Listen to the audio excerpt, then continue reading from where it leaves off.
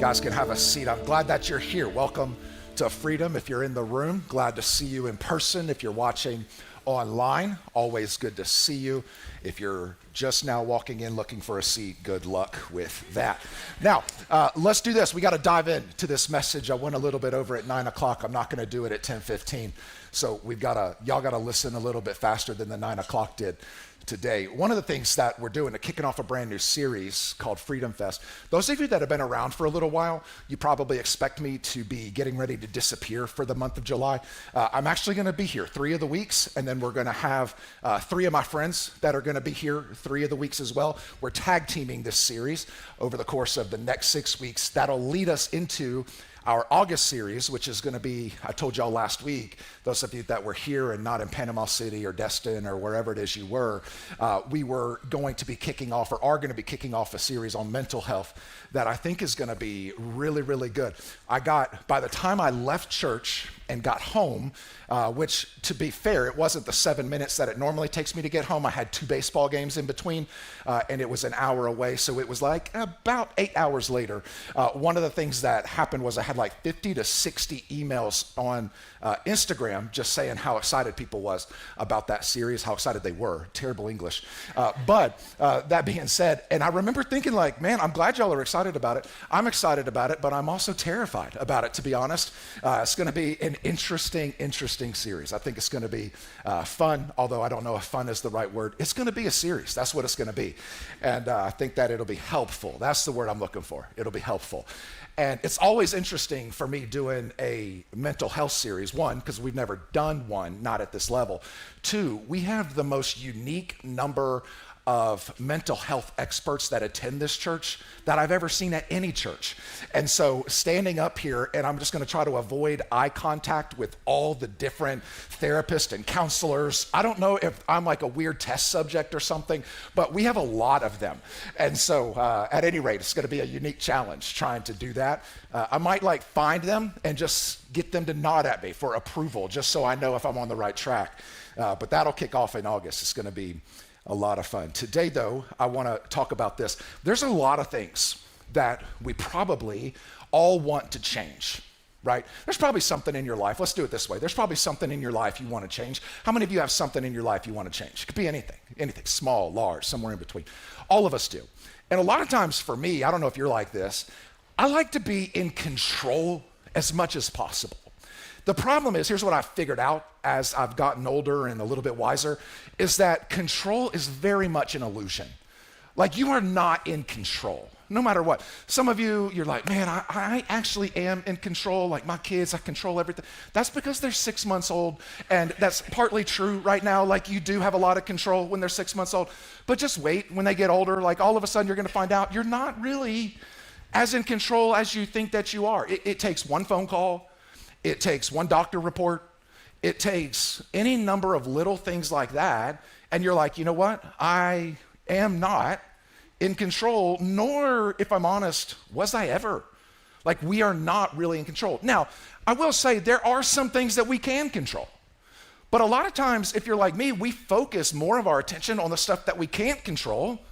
And if you focus your attention on the things you can't control, then you don't have time or energy to be able to focus on the things that you actually can. So let me show you what this looks like.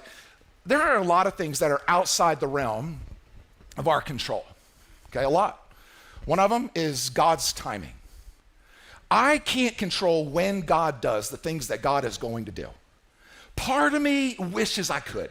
I know that that's not good. I know that God knows better than I do, but there is a part of me that's like, man, I wish I had like the God's will timing button, and I could hit it and be like, now's the appropriate time, boom, and then all of a sudden everything would fall into place. That would be amazing, but so far that has not existed, right?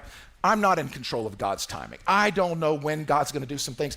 You ever been in a season before and you're like, I know that the end has got to be coming, the end to that season. There's got to be a light at the end of the tunnel. I just don't know when it's ever going to get there. And it's frustrating because you're not in control. You're not in control. You're not in control of outcomes most of the time. You're in control of inputs, but you're not really in control of outcomes. Like, I can, as much as it depends on me, try to love other people, be kind to other people, and all that, but I cannot be in control of how that is received and how the response that I'm going to get. I could say it that way. I'm not in control of that. I'm not in control of the past. There's nothing I can do about the past. There's some stuff I wish I could change. I hate it when people were like, there is absolutely nothing that I would change about my past. I'm like, how is that even possible? Like, I would change stuff about last week if I could. I'm not even talking about going way back. There's stuff I would change. There's probably stuff by the end of this day that I would change about this day. Like if we lose one of our baseball games today, I would change that, right? But our past, we can't control that. Some of us are stuck there though, and we're so worried about it, we can't even move forward in the present because we've been hijacked by the past. The actions of others. I can't worry about that. I can't fix it. I can't control the actions of other people. Can you? I mean, the answer is no, even though only 3 of you answered. You can't control the actions of other people. It's just not the way that it works. Sometimes I wish I could. Sometimes I wish I could go on Instagram and see stuff going on in people's life and be like, I could. You ever like looked at somebody and be like, I could fix you so easy. It's not true, but you feel that way because if it was true, you wouldn't be such a mess. Some of you will get that later and it's fine. When growth happens, I can't control that. I can try. Again, I can control the inputs, but I can't control when growth happens. I feel like sometimes I'm growing really fast, like in my relationship with God, not like in a growth spurt kind of way. I think I'm mostly done with that. Although about 3 years ago, I went from a size 13 shoe to a size 14 shoe, and I do not understand why. I was like, I might get taller. I'm gonna be like 6'8". But there's other times when it comes to growth where I just feel like I'm doing all the right stuff. You ever feel like you're doing all the right stuff and you are just stuck? You ever felt that? I mean, you guys probably have it. The 9 o'clock, they definitely have it. They came at 9 o'clock. They love Jesus a lot. The 11:45, they get stuck a lot. They do. 11:45 gets here at 12:15. It's the weirdest thing I ever saw. People's perception of me, I'm not in control of that. I can't control what you think about me. I can't. I used to like be concerned about it. Then I just decided if I'm gonna start a church and build a church and lead a church, I'm gonna build one I like. And then if people don't like it, I'm the one that's staying. It's pretty healthy for me. I really liked that decision. Oh, you don't like it? Oh, there's another one. Either direction, like that way, this way, or that way. Good luck. And their church was awesome, but then you're gonna get there and it's gonna be messed up. You ever see those people that you meet them and they complain about the last 5 places they've been, whether it was their job or whatever, and I'm thinking, that's 5. You know what all 5 of them had in common? You.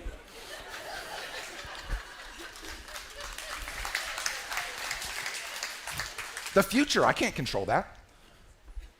I wish I could, that'd be awesome. I would be very wealthy. If I could control the future, I mean, I would. I know you're not really supposed to gamble, but if I could control the future, I probably would. Just to pay off this building that we're getting ready to build, and then I would stop. The building plus a percentage. I would even tithe on the percentage after the building. Changing people. I can't do it. But isn't it funny how we focus so much attention on all that stuff? And none of those things can we control. Now, there are some things that we can control, like what I focus on. I can control that. I can control where I set my mind. I can't control the thoughts that come into my mind, but I can control if I continuously rehearse those thoughts that came into my mind. Walking by faith. In other words, just doing the next right thing that God told me to do. Just one foot in front of the other, little baby steps. I can control that. I'm in charge of that. I can do it. Believing God's word. Like I can pick up the Bible, read it, internalize it, apply it, and you have to make a decision, and we do every day, multiple times. Is God's word true, or is my word better? And every time we do what we want to do, if it's different than what God said to do, we're saying my way's better, or my word is better. And I'm not even saying that like to come down on anybody, because I do this, right? So do you. Don't judge me. My actions, I can't control your actions, but I can control my actions. I'm in charge of me. Say, no, you're a product of your past. Maybe. But I can't control the past, but I can control the present. And if I need to get help in the present so that I have better control, I can get help.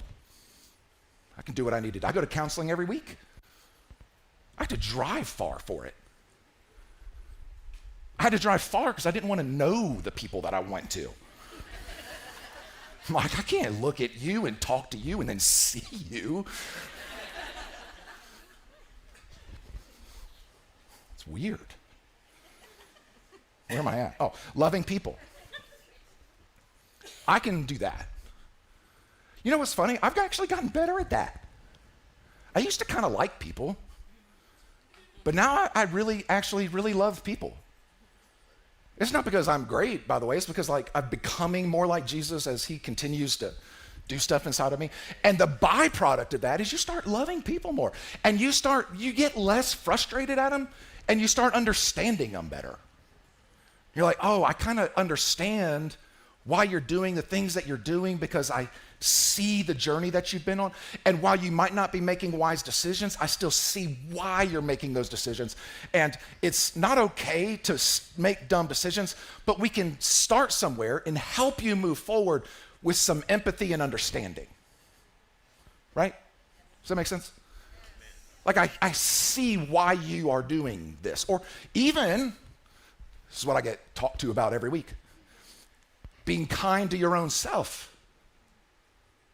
Some of you are lovingly kind and nice to other people, and you are a horrible person to yourself. Rest, I can control that. I say I don't like it. Do you remember when you were like a little kid and your parents, when you'd get in trouble, they'd be like, you are being punished, take a nap. I wish somebody would like punish me like that. I wish I'd be walking through the office and somebody'd be like, take a nap. I'd be like, okay, take a nap. I used to think naps were torture. True story. I would sleep on my arm because I knew after about 30 minutes, it would fall asleep and it would wake me up so that I could go back outside and play. Back when you drank out of the water hose and stuff. And you just checked in every once in a while, but not on a text because there wasn't no text. Showing a lot of age right now. We don't rest well because we don't trust much. Rest is a trust thing with God. If you don't rest, it just means that you think you have to handle everything. Rest is a command. Do you know that? I used to think that if you rest, you were like just kind of lazy. One time, Devin and I were out to eat with a local pastor and his wife. Large church. We were in Maine. We're out to eat at this nice restaurant. And she was talking to him, and she goes, I knew something was wrong with him. And they go, how did you know? She goes, because he took a nap. He thought that was the funniest thing that he had ever heard in his entire life. Oh God, this is what he did. Oh God, he took a nap. But it showed that I had some trust issues with God because I was unwilling to rest. I just have to be doing something. I don't even have to be going somewhere. I just need to be doing something. I don't know if you're like that or not. It didn't seem like it, so I'm just going to keep going. Bold prayer, I can handle that. The problem is, though, when you're praying boldly and there's no movement, and then you just want to quit. And I do think that a lot of times we give up like 5 minutes before the miracle happens when it comes to prayer. Because a lot of times it just takes longer than you thought it would. Your kids, sometimes you got to pray for years. And you know what's crazy? Sometimes you can pray for years and then boom, breakthrough. And you're like, wow. And then you just thank God. But bold prayers, you just don't know how long you're going to have to keep praying them. My only thought with that is just not to give up.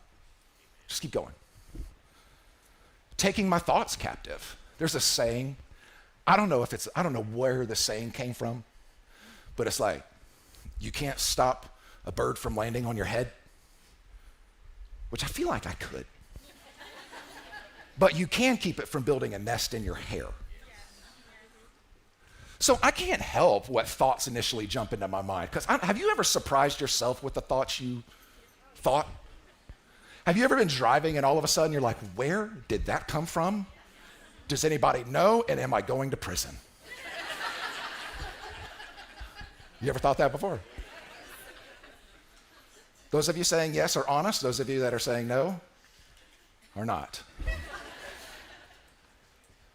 But you can control how long you ruminate on those thoughts. That's the first time I've used ruminate in a complete sentence. There are some things that you can control and some things that you can't. And what do you do when crisis comes? Because you need to know this crisis will come. And sometimes it's not a crisis like crisis you think of. Sometimes it's just chaos.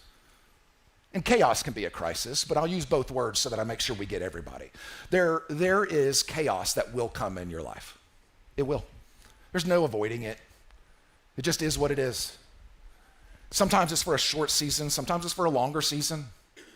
Sometimes it feels like your whole life is in that season of chaos and crisis.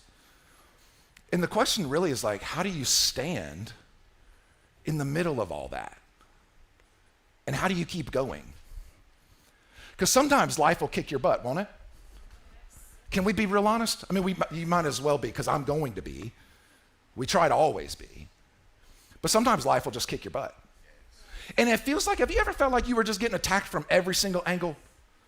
To where it's happened so much, it almost becomes funny. Not funny like, oh, this is so funny. Funny like, what? Like that kind of funny. There's a difference when you start talking about funny.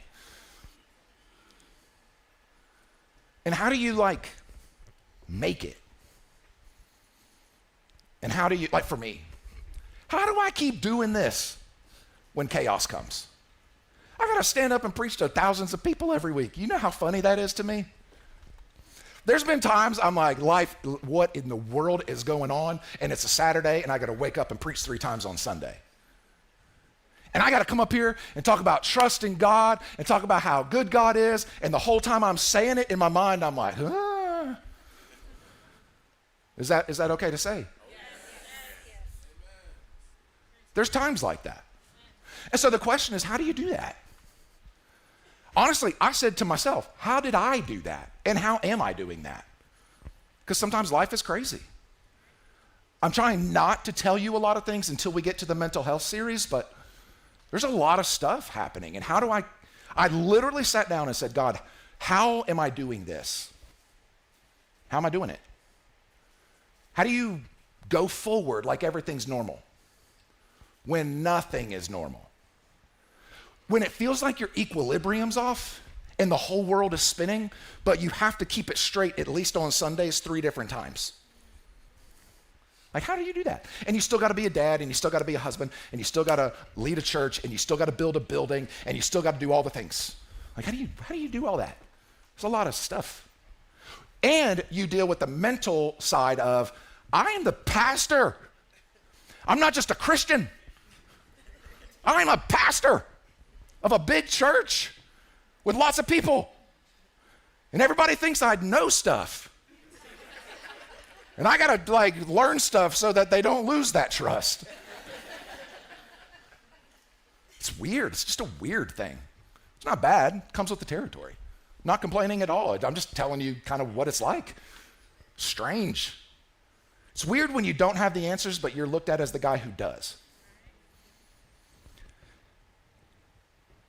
Matthew chapter 14, don't throw it up there yet, but Jesus was going through some of this. His best friend / cousin had just been murdered. And the murder was rough. This is like one of those times where, you can kind of file this under things you weren't taught in 7-year-old Sunday school. You'll understand why in a second. King Herod was the king, and just for sake of time, he was a great king in terms of what he did, buildings and infrastructure, engineering, all that. Unbelievable. But he was a horrible person. And he had this thing going on, and he had been kind of hooking up with the sister-in-law. And it's like I said, they didn't teach you this when you were 7.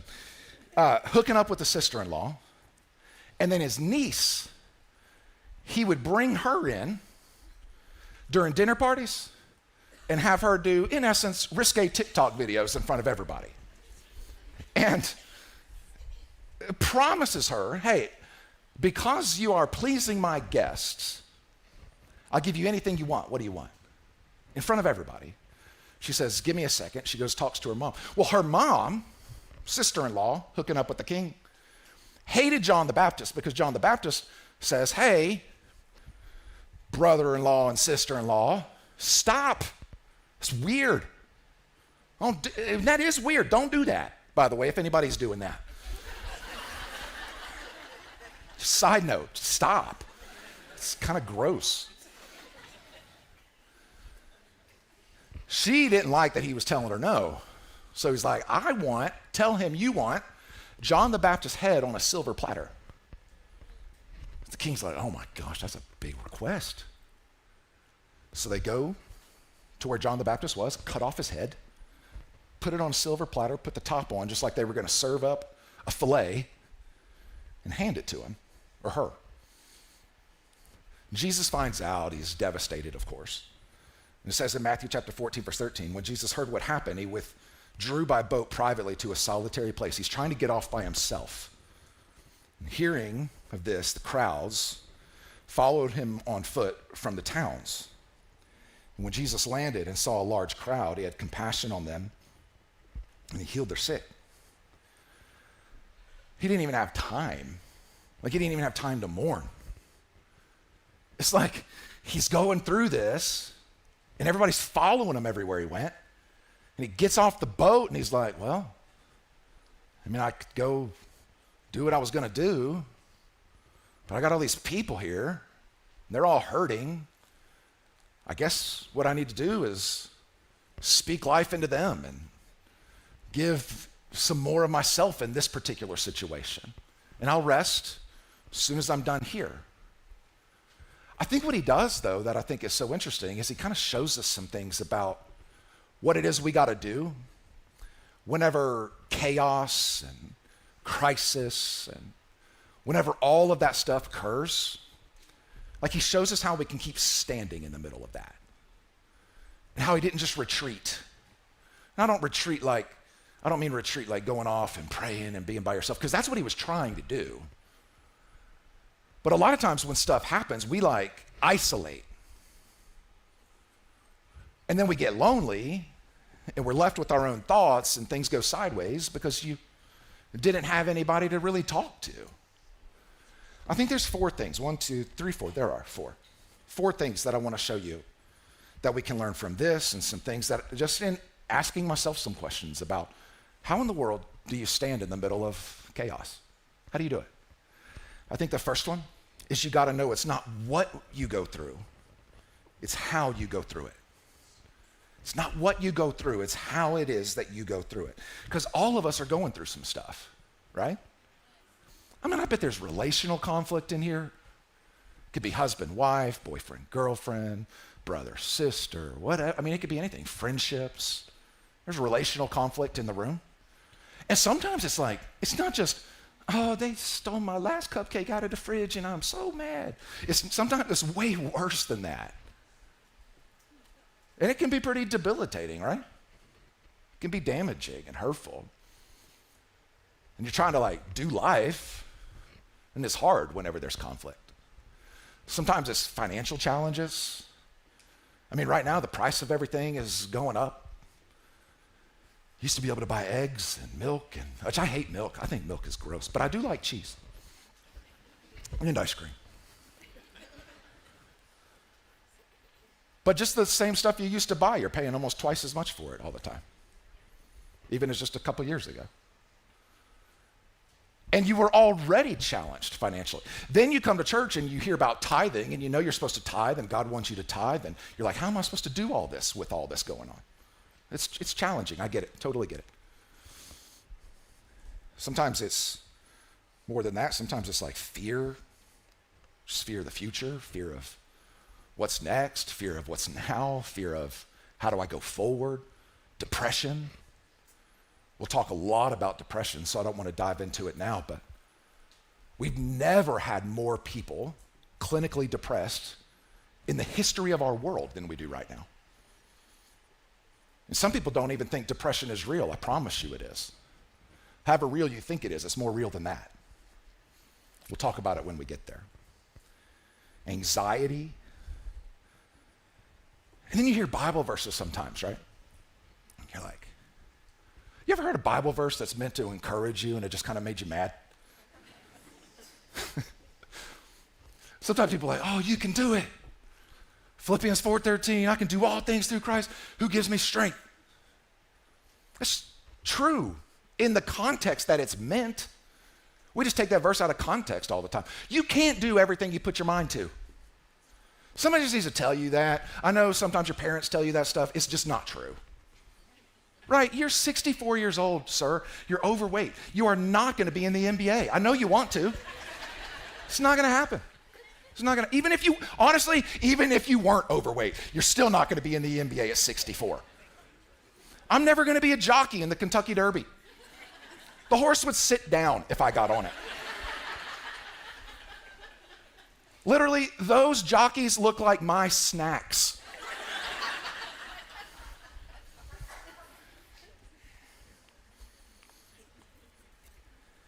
What he's talking about is good season, bad season, whether hardship or trouble or pain, fear, doubt, chaos, crisis. I can do all things through Christ who strengthens me, because he will never leave me. He will never forsake me. He will never turn his back on me. And whether I'm on the mountain or I'm in the valley, I can make it. Because he said, I can do all things through Christ who gives me strength. Doesn't mean you can do whatever you put your mind to. It means that God will walk with you through every challenge that life brings. If God brings you to it, he will bring you through it, but he doesn't promise to bring you around it. Sometimes God does not deliver you from the fire. Sometimes God has to deliver you through the fire. Now, I wish that verse was not the way it was. I wish it was be like, every person that is a follower of Jesus will be delivered around the fire. Why? Fire is hot.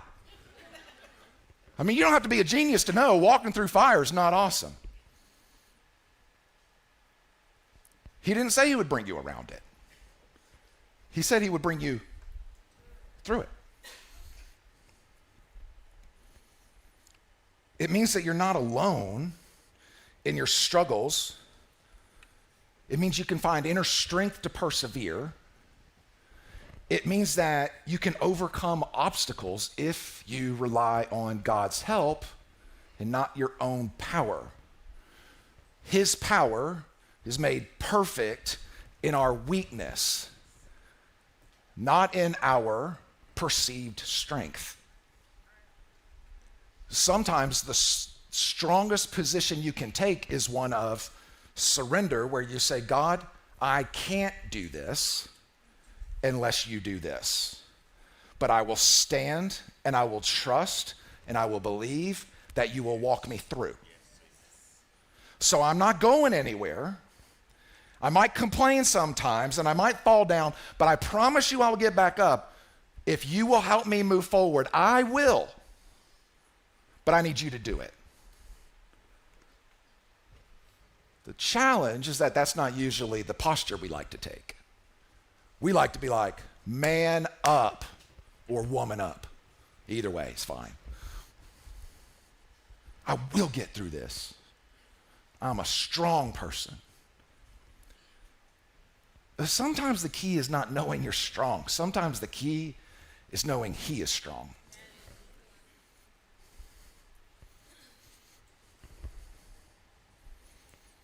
Crisis doesn't build character, by the way. It reveals it. Crisis reveals character, it doesn't build it.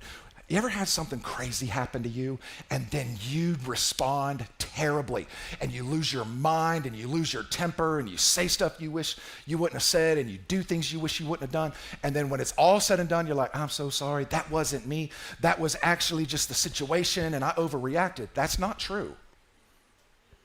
In those moments, when chaos hits, you lose the strength to hide your real self, and your real self actually just came out. So in the fiery moments, it reveals who you really are. So that's not to come down on anybody. What that's to do is to say, I bet we all have some work to do when it comes to character. You hit your finger with a hammer and you scream out a string of 31 cuss words. Listen, that's who you really are. Out of the overflow of the heart, the mouth speaks.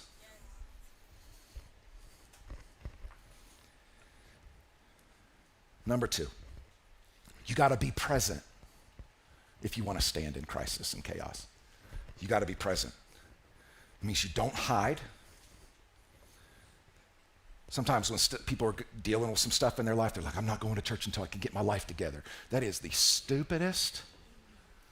Honestly, I would say it's ignorant. It's not ignorant. It's stupid.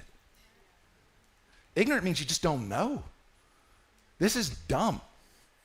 You can't do life by yourself. Matter of fact, that's the second thing, is like, you've got to have a trusted friend. Somebody's got to be able to know the real you, handle the real you, love the real you, and still respect the real you. The challenge is that most people don't have one, especially guys. And if you don't have one, it's going to lead to more chaos. I pay one, but I've also found some. If you can't find one, pay one.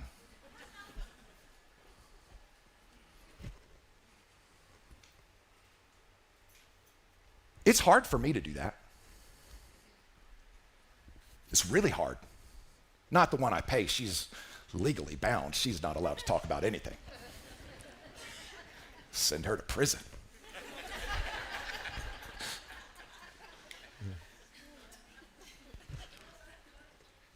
But it's hard when you do what I do. Because a lot of people are friends with your position. They're friends with JR the pastor, not JR the person. You know what's weird about that? That's normal. And I just have to know it. And I have to be wise with that information. And not complain about it. Just be aware. But when you find somebody who's friends with the person, you better cherish it with everything you got. But you got to have at least one. Third, decide where you will fix your focus. Decide where you will fix your focus. Colossians chapter 3, verse 2, set your mind on things that are above, not on things that are on earth. If you fix your focus on Fox News and CNN, you will be filled with fear. But if you focus on what is above that and know that God is in control, and even though we may lose some battles along the way, ultimately we do win the war, you will be filled with hope and peace and joy. Joy transcends circumstances. That's why joy is so much better than just regular old happiness. You can have crappy circumstances and still be filled with joy. But you can't be filled with joy if you're focusing here instead of here. You can't do it. That's why there's times where I get in a season where I'm like watching the news too much, or I'm looking on my news apps too much, and I actually feel myself, after a couple days, I feel myself like getting mad at the world. And I'm like, I can't be doing this anymore. I need to check it so that I make sure nothing crazy's happened. Check it and make sure nothing monumentally world-impacting crazy has happened. And then focus my attention on God, His Word, and prayer, and people, and all that.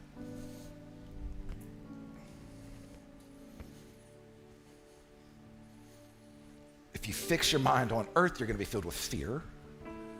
Fix your mind on Jesus, the author and the perfecter of our faith. We're not filled with fear, we're filled with what? Faith, hope, joy, peace. Doesn't that sound better? I feel like that sounds so much better than fear. I don't even think you have to be that smart to think that. It just sounds better to me. I'd rather be filled with joy. I'd rather be filled with hope. I don't got time. Here's the next one. When it makes sense, God is in control. But when it doesn't make sense, God is in control. Trust Him. You are not always going to understand. You're not. Understanding cannot be a prerequisite to faith or obedience. You know why? Because you're not always going to understand. We always say these weird things. We're like, when I get to heaven, I'm going to ask Jesus all these questions. He's going to explain some stuff to me. Oh, is He? Here's the funny thing. Even if He did explain some stuff to you, you know what you would be doing? I do not understand the words that are coming out of your mouth. Why? Because His ways are not your ways, and His thoughts are not your thoughts. And as high as the heaven is above the earth, that's how much higher His thoughts are than yours. In other words, even if He gave you the explanation, you wouldn't understand the explanation. His explanation is beyond you. You're like, are you saying I'm not smart? I'm saying compared to God, you are not smart.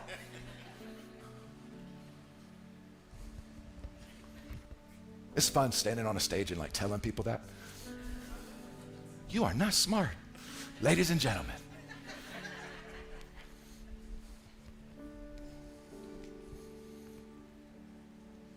Do you know that sometimes worry can be more lethal than what it is you're worried about? Isaiah 41:10. So do not fear, for I am with you. Do not be dismayed, for I am your God. I will strengthen you, and I will help you, and I will uphold you with my righteous right hand. We just have to believe that that verse is true. When I'm fearful, He says don't fear. Why? Because He promises to be with me. Even when you feel alone. You ever felt alone? Isn't it funny that in a time when we're the most connected, loneliness is at an all-time high? The problem is that you are surrounded by many, but you're connected to very few when it's talking about intimacy. And I don't just mean like husband-wife intimacy, I mean intimacy with people. Don't be dismayed or discouraged because I am your God. In other words, I've got this. You feel weak? I will strengthen you. I will help you. You feel like you're getting ready to fall, or you have. I will uphold you with my righteous right hand. Jesus does that. And so the goal of the day is this, is to surrender and say, you know what? The biggest, baddest guy in this room, whoever you are, to say, I surrender my life to you, and I trust you. I'm not going to concentrate on the things I can't control. I'm going to concentrate on the things I can. And whether I'm on the mountain or the valley, I'm going to trust you with everything I got. I'm going to follow you with everything I got. When I get knocked down, I'm going to trust that you will uphold me with your righteous right hand. When I understand, I will follow. And in the majority of times when I don't understand, I'm going to choose to follow as well. Would you stand to your feet all over this room? Dear Lord, I pray right now for each person that's here today. I pray that you would move powerfully in their heart and in their life. God, for every guy, for every girl, I pray that you would help us to concentrate on that which we can control. Lord, that we would focus in on what it is that you have for us. And that as a result, we would be able to know and to trust and to feel that you are God, that you are good, that you are walking with us and you will never leave us.